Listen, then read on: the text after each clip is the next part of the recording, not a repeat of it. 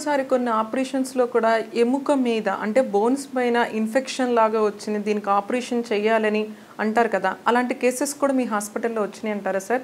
వాటికి ఎలాంటి ట్రీట్మెంట్ ఉంటుంది? డెఫినెట్లీ ఉంటుందండి.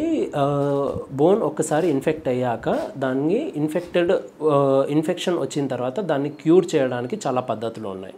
సో ఫస్ట్ అసలు ఎక్కడి నుంచి వచ్చింది ఇన్ఫెక్షన్, ఎందుకు వచ్చింది, దానికి గల కారణాలు తెలుసుకోవాలి. ముఖ్యంగా ఇన్ఫెక్షన్ ఎక్కువ ఎవరికి వస్తుంది అంటే షుగర్ ఉన్న వాళ్ళకి, లేదా లో ఇమ్యూనిటీ ఉన్న వాళ్ళకి, అంటే పేషెంట్కి ఇంకేదైనా ప్రాబ్లం వల్ల రోగనిరోధక శక్తి తక్కువ ఉండడం వల్ల ఇన్ఫెక్షన్ వచ్చే కారణం తెలుసుకోవాలి. మనం ఈ కారణాలలో ఏ కారణం అయితే ఉందో ముందు దాన్ని ట్రీట్ చేయాలి. షుగర్ ఉండడం వల్ల వచ్చిందనుకోండి, ముందు షుగర్ కంట్రోల్ చేసుకోవాలి.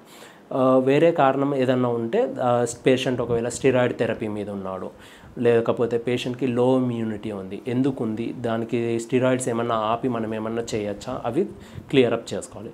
దీని తర్వాత నెక్స్ట్ బోన్ ప్రొసీజర్స్. అంటే పేషెంట్కి ఇన్ఫెక్షన్ వచ్చింది, ఆ ఇన్ఫెక్షన్కి గల ఆ క్రిమి అంటే ఆర్గానిజం ఏదైతే కారణమో ముందు దాన్ని మనం ఐసోలేట్ చేసుకుంటాం.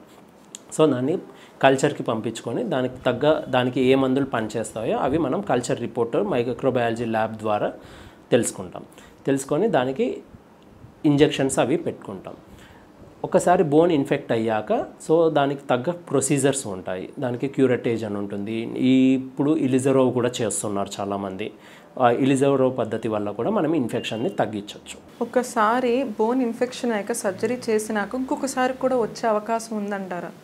ఒక్కసారి బోన్ ఇన్ఫెక్షన్ వచ్చాక డెఫినెట్లీ బోన్ మళ్ళీ ఇన్ఫెక్ట్ అయ్యే ఛాన్సెస్ చాలా ఎక్కువే ఉంటాయండి.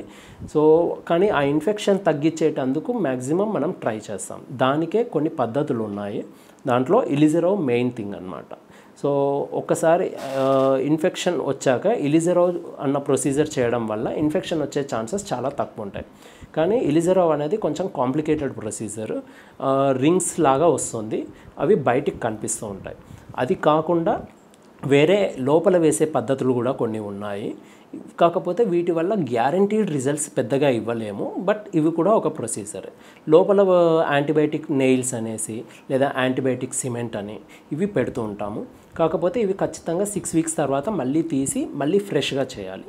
మళ్ళీ ఫ్రెష్గా చేసినప్పుడు వచ్చే ఛాన్సెస్ అయితే చాలా తక్కువ. దీనివల్ల ఏమవుతుంది అంటే ఇన్ఫెక్షన్ రావడము, వాసన రావడము, అదంతా కాళ్ళు చచ్చుబడిపోవడము ఇవన్నీ జరుగుతాయి. సో వీటిలలో డెఫినెట్లీ ఇన్ఫెక్షన్ వస్తే మనం కాలు తీసివేస్తాం.